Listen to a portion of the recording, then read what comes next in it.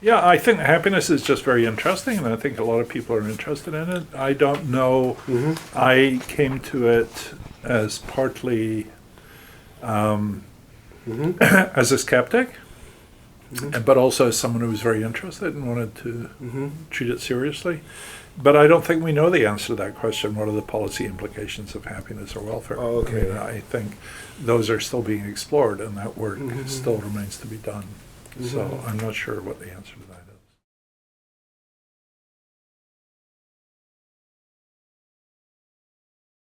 is. Well, I certainly think that unlike people, I mean, I'm certainly not unique in this respect. I mean, that, unlike people who've had a lot of money all their lives, I certainly know what it's like to not have very much money. And so I know what it's like to worry about the fact that your car is going to break down and you won't have enough money to repair it, or that you won't have enough money to pay some bill, or some bad thing will happen. So I'm certainly capable. I was brought up in a place where people worried about money a lot. So I have an understanding of that and a lot of sympathy for that.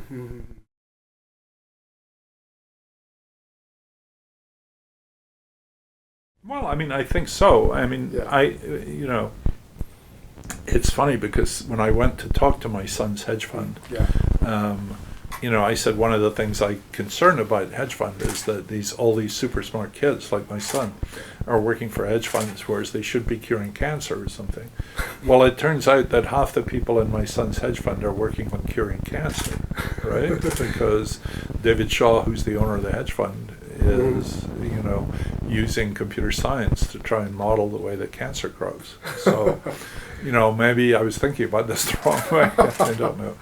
But I mean, I worry that a lot of our best talent in the United States is being directed towards, professions or tasks or money making that has more private value than it has social value. And that, I think, is a big concern. Does it mean altruism? No, it's not altruism. It's that if people go off and invent something that makes people's lives better, whether it's curing cancer or whether it's Facebook or whether it's the iPhone or whether it's any of these sort of things, then they get a lot of money, but everybody benefits. But if you go and you make money by hurting other people, for instance, by overpricing drugs or by running banks in such a way that it threatens the whole economy, then that's a misuse of talent. And you really worry that a lot of inequality in the U.S. today comes from that sort of source.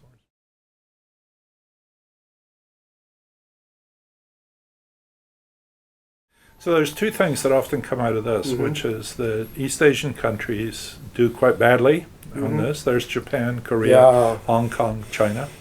That are lower than you would expect them to be. And Latin American countries like Panama, Brazil, Costa Rica, Mexico, Guatemala do very well. So I don't think we know what that is. My guess is that it probably is a cultural thing. That, Latin Americans feel very extroverted. They like to say they're happy even if they're not. They claim. Whereas Chinese people, I think, are much more careful about saying good things about themselves, so they wouldn't want to overclaim. So there's something in maybe Confucian culture which says, I should not be too happy. Americans think they ought to be very happy.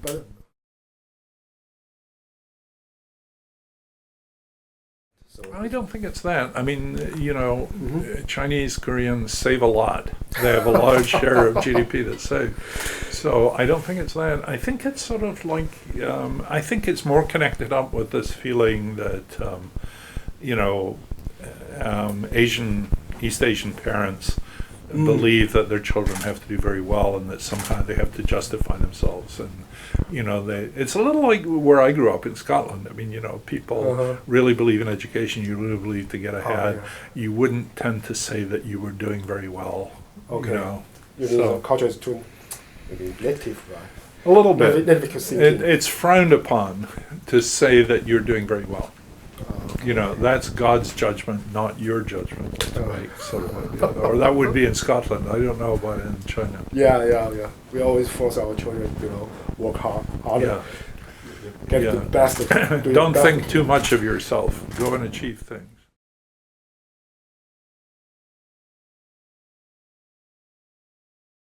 I wish we knew. We don't know. You know, it's true that these people with only high school degree are having a hard time, and globalization has been part of that. But so has technological change been part of that. So, you know, many of these people have been put out of work because their jobs are being done by machines, not because the job is being done by Chinese people. And it's not just China. There's Cambodia and Thailand and everywhere else. So it's true that for a whole bunch of reasons, these people are not as well off as they probably thought they were going to be in middle age. And we also have a political system that doesn't seem to do very much, is not very responsive. Because in Taiwan we also face this situation. You know, it's a very hard issue in Taiwan. So, but I don't want to make it too political. You don't have anything like the degree of income inequality that we have in the United States, for instance. So I think this is an issue everywhere. I mean, the people at the bottom are not benefiting as much as the people at the top, right? But whether that's what's driving this or not, I don't know, because you don't see this. I haven't looked in Taiwan, but you don't see this in Europe. You don't see these increasing death rates in Europe. So some of it, I think, is to do with the fact that the medical profession has lost control of the prescription of opioid drugs, and a lot of people are dying of overdoses and things, which is not happening in Europe because those drugs are not available. But we don't know how much of that is the deep cause or how much of it is just, you know, it's like you're giving someone who's thinking about suicide a gun and it makes it easier for them to do it, but they would have done it some other way anyway. So we don't know the answers.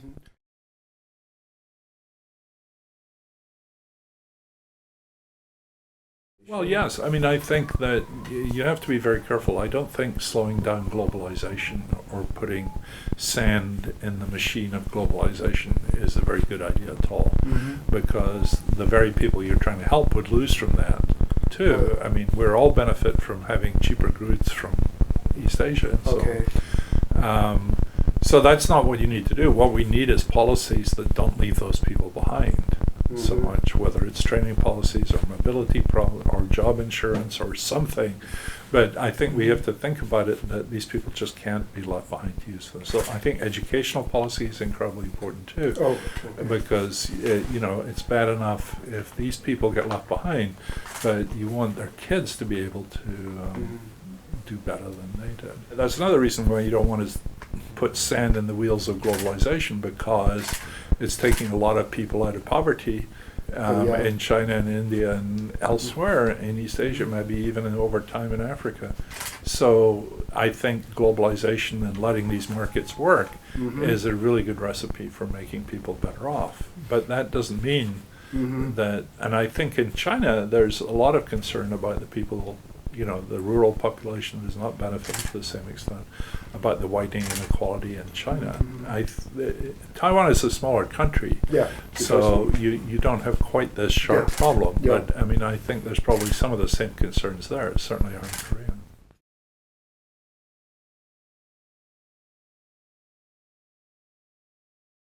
Well, I mean, I would probably do some of that, but I know that there are people, you know, more conservative than I am, who think that would not work very well. And, you know, feel that there are other ways to do this. And that, you know, you should be trying to stimulate growth, and the growth, if you had higher growth, the trouble is it's not clear how we know how to do that. You have to separate out, you know, what I would do if I were in charge from what, you know, a lot of people would do. So I'm not a great advocate of higher taxation, but I think it's probably, we've got to the point where in the US at least tax rates are not all that high, and we've had higher tax rates and more rapid growth. So it's not clear to me that if people wanted to do that, that would be necessarily a very bad policy. That's all I'm going to say.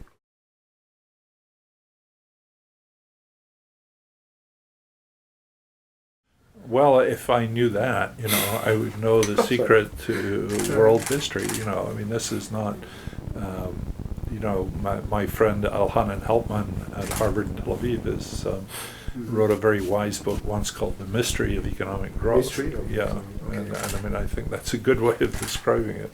Okay. But I mean, it is clear that in China and to a lesser extent India, that catching up to the frontier is a lot easier than pushing the frontier forward, right? So I don't think you can't have a country like the US or anywhere in Europe that would grow at 10% a year over a long period of time. It's just not possible because you can't innovate that rapidly. Whereas in India and in China and potentially in other countries, even in Africa, there's a lot of growth potential that could be made up there. But you need education, you need good health, you need a lot of preconditions. You need to be positioned near markets. I mean, a lot of African countries are not really part of globalization. Okay.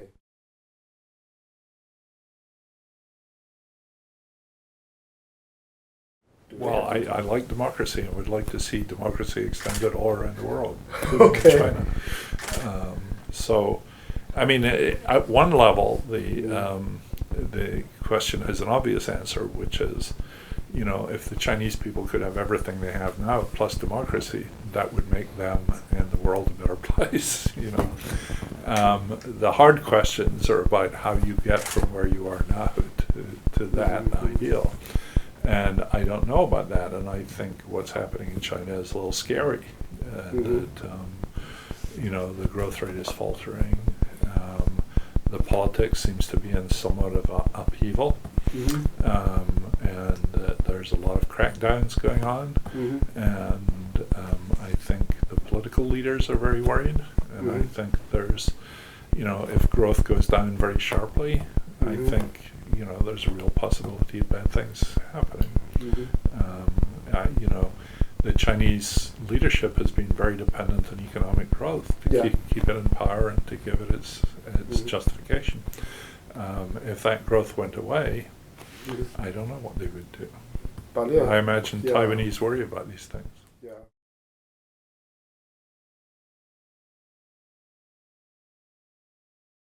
Well, I'm obviously what you'd like to do is have both of these things, so that what I worry about is the other scenario, which is they get no democracy and no growth. Okay. You mean is it possible, the outcome? Well, I don't think growth is very easy to control for anyone, and also if you look at the history of economic growth, it's very rare for any country to be the world's fastest growing country for a long period of time, right?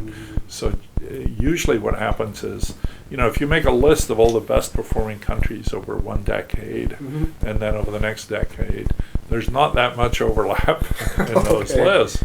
So China's really broken that pattern, or it's a big exception to that pattern.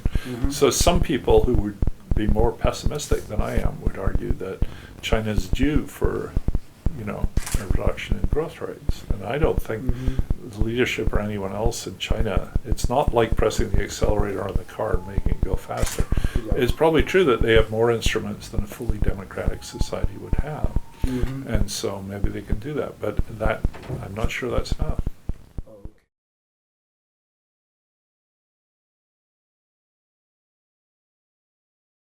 And that's part of the message I'm giving, that it's not for me to judge whether inequality is a serious problem in Taiwan. Okay. If Taiwanese people think inequality is a serious problem in Taiwan, it is for them to judge.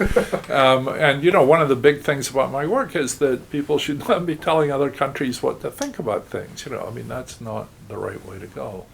But I do think that it's probably true in Korea, in China, and in Taiwan, as it is in the United States, that growing inequality becomes a much more serious issue when growth is low than when growth is high. And what's more is, as many people have argued, the growth in inequality may actually help slow down growth in itself. So it means when the economy going down, we will feel more about it. Well, it's just that if the economy if it's not growing at all, the only way I can get better off is for you to get worse off, right? So what needn't be conflict turns into sort of conflict. And when there's rapid growth, we can both get better off. And if you get less than me, so what? You're still better off. right? Okay. So I don't think you really. So what really bothers you is getting less, not getting less than me, right? So I think that's. So I think growth makes low growth makes economic. All right. Low growth makes inequality much more salient than is the case when growth is really high. So that's one issue that I think is really important. And I think that's happening sort of everywhere. And it does mean that, with low growth and growing inequality, there are big chunks of the population that are losing out. And that's a really bad thing. I think the awareness and concern about inequality is not very closely tied to, the degree of inequality. Okay. So that people can worry about it a lot when there's not very much of it, and they can not worry about it a lot when there's a lot of it, right?